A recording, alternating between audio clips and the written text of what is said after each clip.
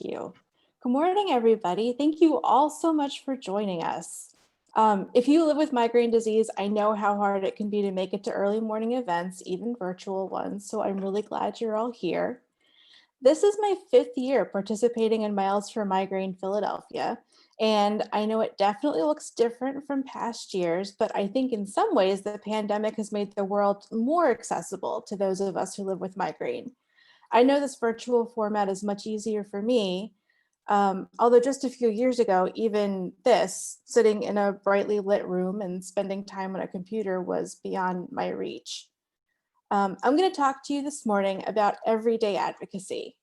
I'll start by telling you a little bit about my migraine journey because I believe that sharing our stories is a form of advocacy. And I think it's also good medicine against a disease that often leaves those who live with it feeling isolated and misunderstood. I developed chronic migraine in 2009. At the time, I was a government relations professional doing advocacy work for a professional association in Washington, D.C. I had my own apartment, I had the full social life of a typical 30-year-old, and I had things I loved to do in my spare time. Migraine stole all of those things from me. I've had juvenile rheumatoid arthritis since I was 10, so I'm no stranger to living with pain and illness, but chronic migraine was totally different. Before, I'd always been able to fight and to overcome, and although it had to make some adaptations, having arthritis had never stopped me from reaching any of my goals. But chronic migraine was a whole other story. I might have been able to function through the severe headache, but you all know that migraine is never just a headache. It's like a full neurological meltdown. So I tried really desperately to maintain my life despite steadily increasing pain and decreasing function. But in trying to hold on to everything, I lost it all. As I became increasingly debilitated by daily migraine attacks, I first was forced to give up my hobbies and social outings so that I could control my symptoms enough to keep working. And with that, my friends started to disappear. And eventually, I lost my job and I was forced to move back to my childhood home, which is in Reading outside of Philadelphia.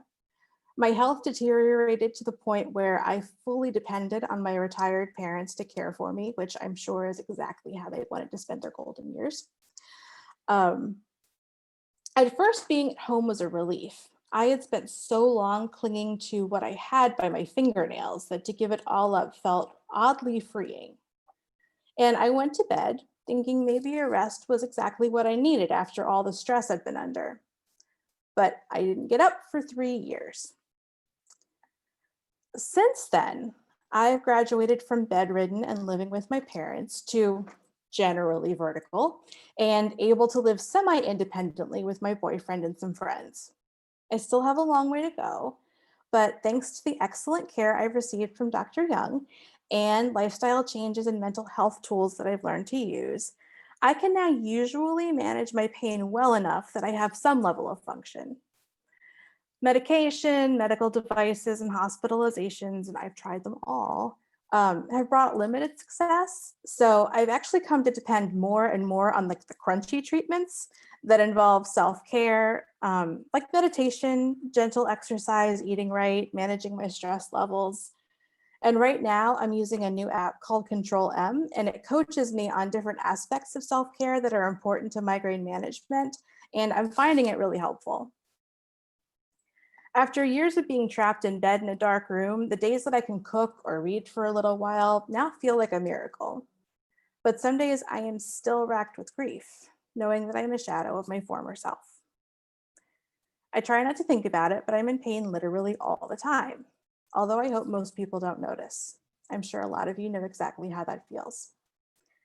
I feel exhausted no matter how much I sleep, and my cognitive impairment ranges from slightly spacey to needs GPS to find her own house. Does any of this sound familiar to you guys? My days are an intricate dance of activity and rest, regimented meal times and bedtime, careful stress management. And when I misstep, it doesn't take long for the pain and other symptoms to overwhelm me once again. I continue to be and may always be profoundly disabled. But I try to remember that however ill I remain, I am leaps and bounds ahead of where I found myself 5 years ago, angry, depressed, and casually suicidal, unable to see a path forward without the life I was forced to abandon. And I never thought I would get here. It's not that I don't still feel the tug of my old life sometimes, and remember with fondness when I could consume citrus with impunity or spend a day at the beach without packing a whole bag of supplies to combat the glare and heat and inevitable increase in pain, or work a job that I didn't love but found oddly fulfilling in a lot of ways. But to me, it's a little like longing for an ex. Like, even if you could get back together, do you really want to? I know I'm not the same person I was before chronic migraine. I think chronic pain changes you. It breaks you and then it reshapes you in its unrelenting image.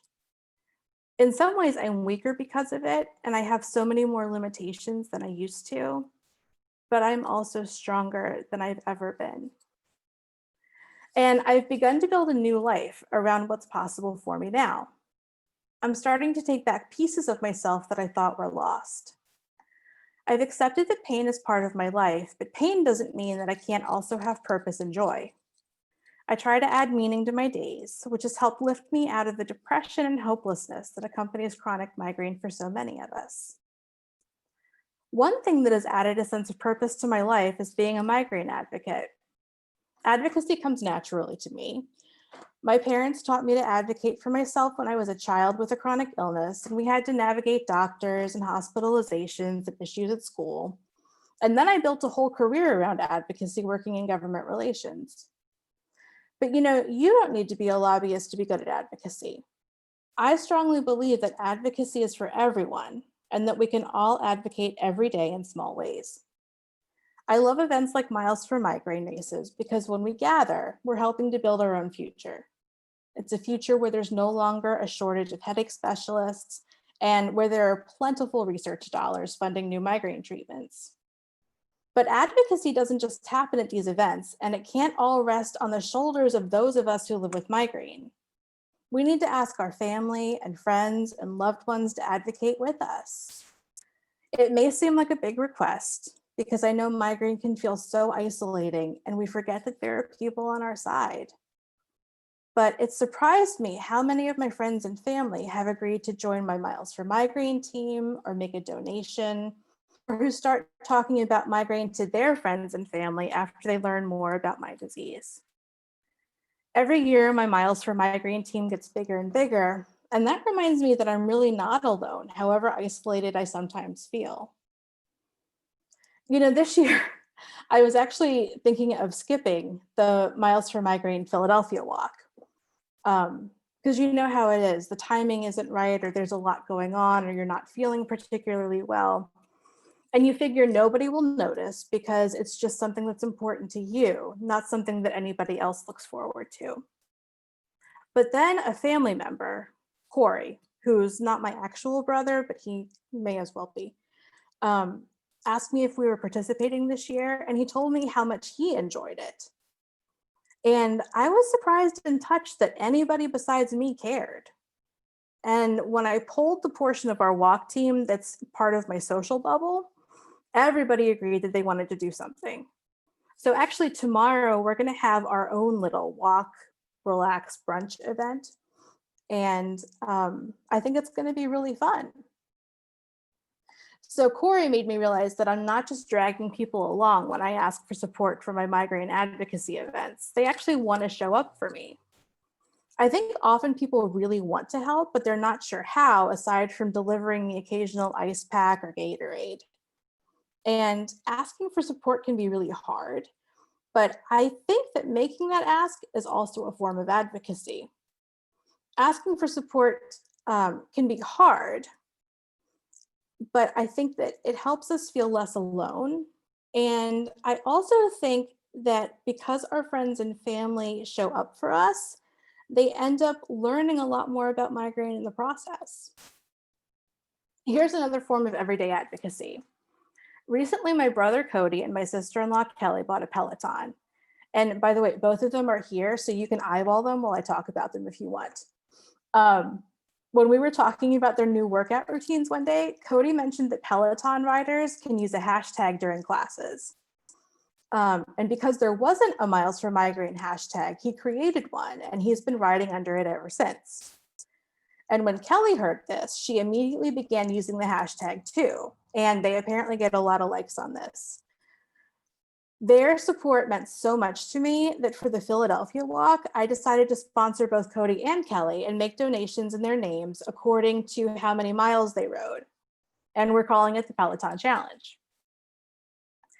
Now, we tend to think of advocacy as participating in the annual Miles for Migraine races in our cities, or attending Headache on the Hill, or emailing our legislators, but it's so much broader than that.